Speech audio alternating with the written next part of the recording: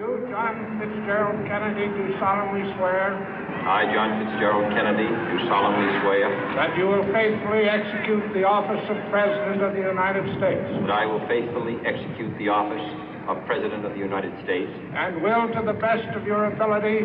And will, to the best of my ability. Preserve, protect, and defend the Constitution of the United States. Preserve, protect, and defend the Constitution of the United States. So help you God. So help me God.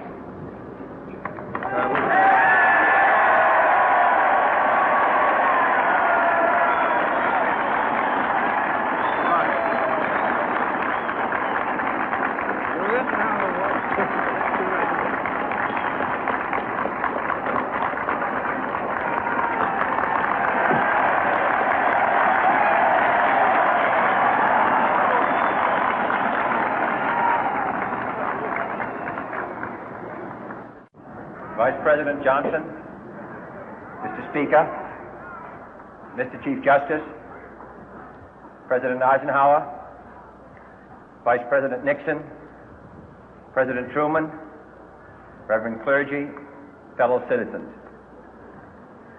We observe today not a victory of party, but a celebration of freedom, symbolizing an end as well as a beginning, signifying renewal as well as change. For I have sworn before you and Almighty God the same solemn oath our forebears prescribed nearly a century and 3/4 ago. The world is very different now, for man holds in his mortal hands the power to abolish all forms of human poverty and all forms of human life. And yet the same revolutionary beliefs for which our forebears fought are still at issue around the globe. The belief that the rights of man come not from the generosity of the state, but from the hand of God. We dare not forget today that we are the heirs of that first revolution.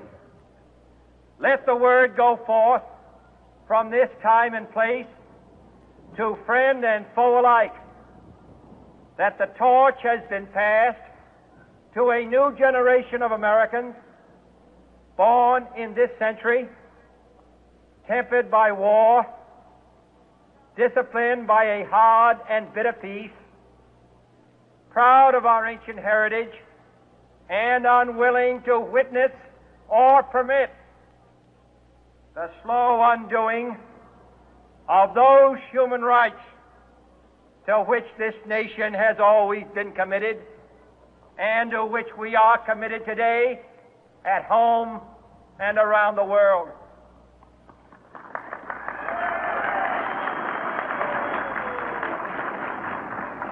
Let every nation know, whether it wishes us well or ill, that we shall pay any price, bear any burden, meet any hardship, support any friend, oppose any foe to assure the survival and the success of liberty.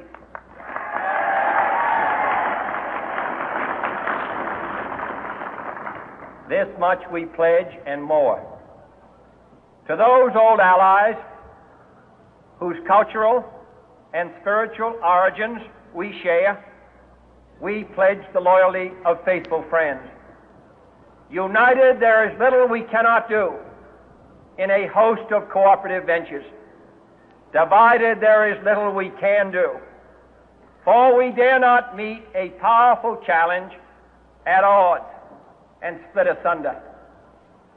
To those new states whom we welcome to the ranks of the free, we pledge our word that one form of colonial control shall not have passed away merely to be replaced by a far more iron tyranny.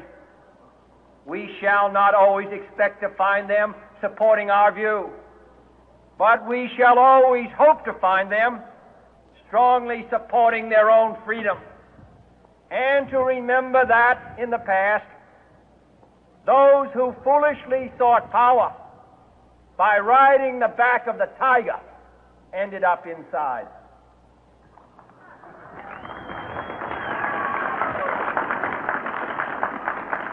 To those people in the huts and villages of half the globe struggling to break the bonds of mass misery, we pledge our best efforts to help them help themselves for whatever period is required, not because the communists may be doing it, not because we seek their votes, but because it is right. If a free society cannot help the many who are poor, it cannot save the few who are rich.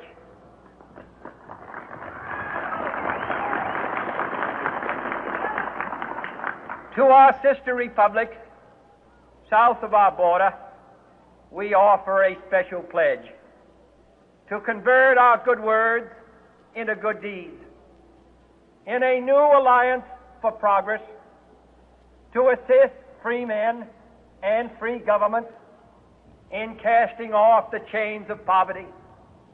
But this peaceful revolution of hope cannot become the prey of hostile powers. Let all our neighbors know that we shall join with them to oppose aggression or subversion anywhere in the Americas. And let every other power know that this hemisphere intends to remain the master of its own house.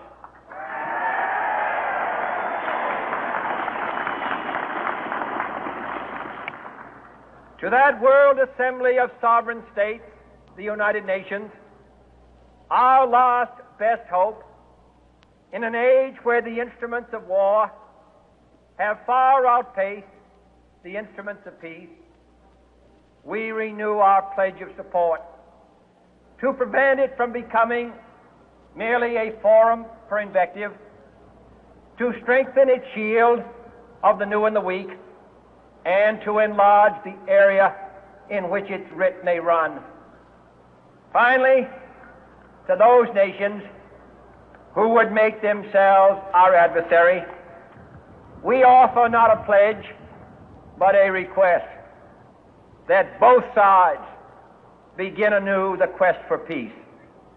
Before the dark powers of destruction, unleashed by science, engulf all humanity in planned or accidental self-destruction, we dare not tempt them with weakness, for only when our arms are sufficient beyond doubt can we be certain beyond doubt that they will never be employed.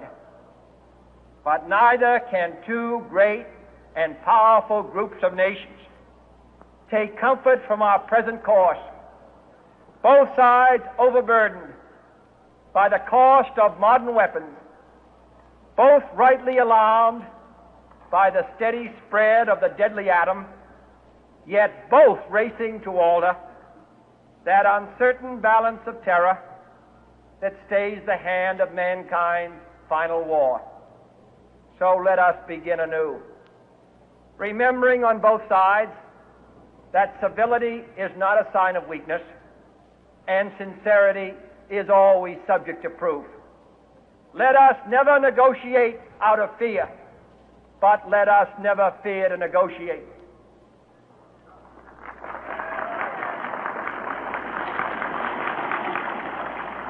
Let both sides explore what problems unite us, instead of belaboring those problems which divide us. Let both sides, for the first time, formulate serious and precise proposals for the inspection and control of arms, and bring the absolute power to destroy other nations under the absolute control of all nations.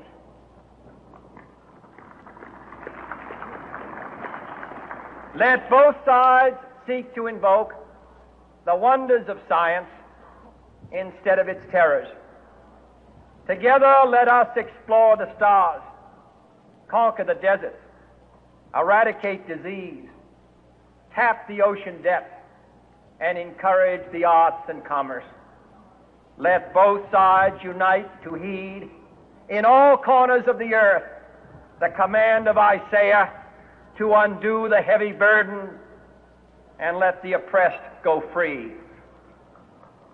And if a beachhead of cooperation may push back the jungle of suspicion, let both sides join in creating a new endeavor, not a new balance of power, but a new world of law, where the strong are just and the weak secure and the peace preserved.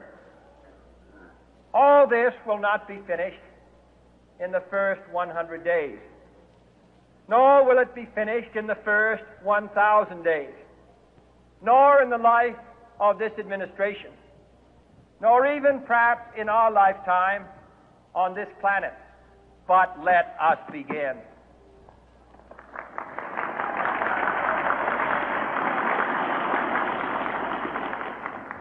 In your hands, my fellow citizens, more than mine, will rest the final success or failure of our course. Since this country was founded, each generation of Americans has been